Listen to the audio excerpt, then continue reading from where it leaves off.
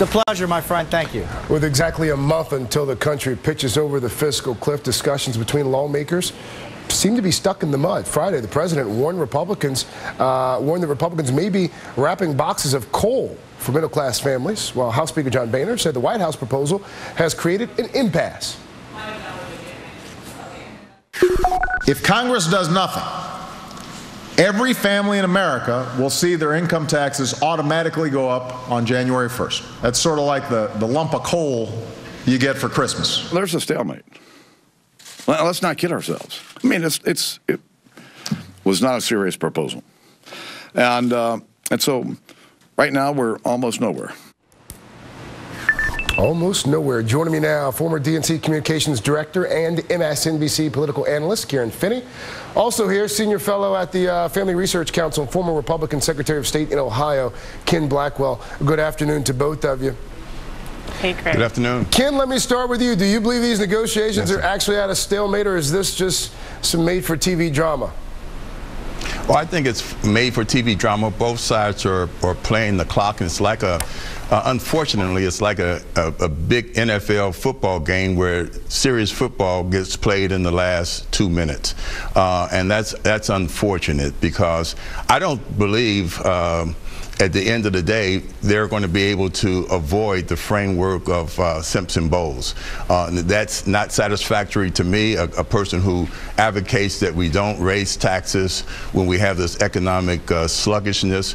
But at the end of the day, I think the Simpson-Bowles framework is going to be the package that both sides will settle on, because it will not only slightly raise taxes on those making $250,000 or $500,000, but it will have a ratio of spending cuts to tax increase.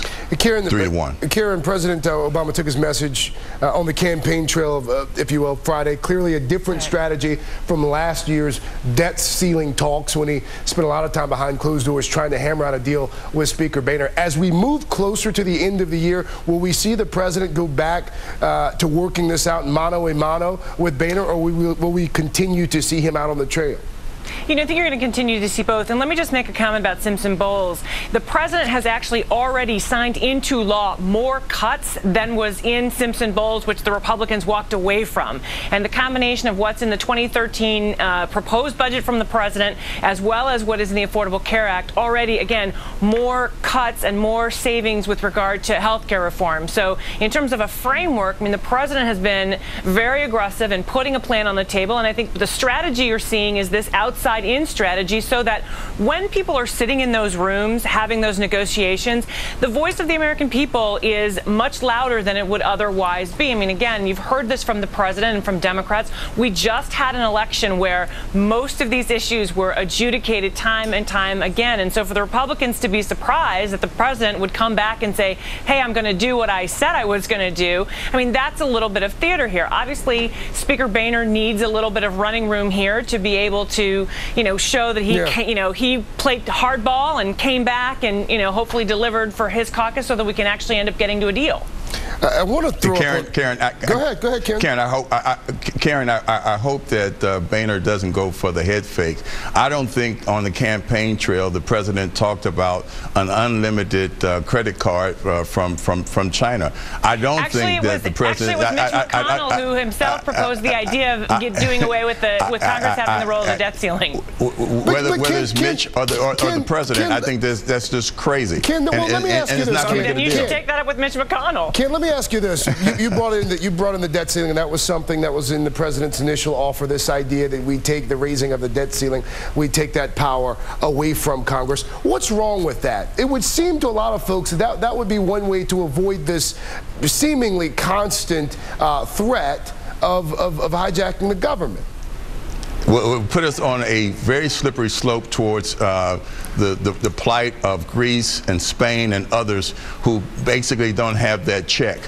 This whole notion of an unlimited credit card is just pure poppycock, and it's something that only could be dreamed of as a fiscally responsible thing in Washington, D.C. But, you know, you still have a process and a procedure in terms of the budget where the president proposes a budget and Congress is playing a much more significant role in that process than it. I mean, when the time at which the idea of, you know, approving the debt ceiling was when Congress was playing less of a role in the budget process. Congress is far more engaged in that process. So I don't think this is about going the way of Greece or Spain as much as it is, you know, people like to hold on to as much power as they think they can for as long as they think they can. Ken, take a listen to what Ken, take a listen to what Tom Cole said earlier this week on taxes. Take a listen to this. In my view, we all agree that we're not going to raise taxes on people that make less than $250,000. We should just take them out of this discussion right now. Did Tom Cole there, did he give Speaker Boehner more negotiating room by moving to the left of him? I really don't think so. Look, the science and numbers of this are on the side of Boehner and those who basically say at a time of a sluggish economy, you don't raise taxes, particularly on entrepreneurs who actually are in that group that make $250 and above. Ken, give me two studies on that, Ken. Give me two studies that support what you just said that have not been disproven time and time again. Let me give you a study in world history. Capital seeks the path of least resistance and greatest opportunity. There's $1 trillion that people are sitting on, and unless the government, under the threat of use of arms, is going to take that money from them, they must give them a reason to invest that money here in this economy. I don't need to do a study. It is just a behavioral fact over the history of capitalism in this country that people and capital seeks the path of least resistance and greatest opportunity. You get the last word. The problem with what Mr. Blackwell is saying is that we know that trickle-down economics, and that's what we're talking about here, has not worked. And there is plenty of data, longitudinal data, to show that that is not the case in terms of our economy. Trickle-down economics does not work. We're talking about a tax break for everybody, 100% of people up to $250,000. We're asking the top 2% to pay their fair share. We're also talking about getting more money infused into the middle class, and those are the people who are spending the money in our economy. That is the real engine of growth here. It's not about, you know, people at the top hiring more, you know, gardeners and servers. Karen Finney, $84 billion. That's all it produces. $84 billion. That's a week and a half. We would love to have you guys back at some point. And Ken, I do want to thank you for using the word poppycock during the discussion. That's always tax cuts. That's a sign of age. Tax cuts, entitlements, and the fiscal cliff. The president.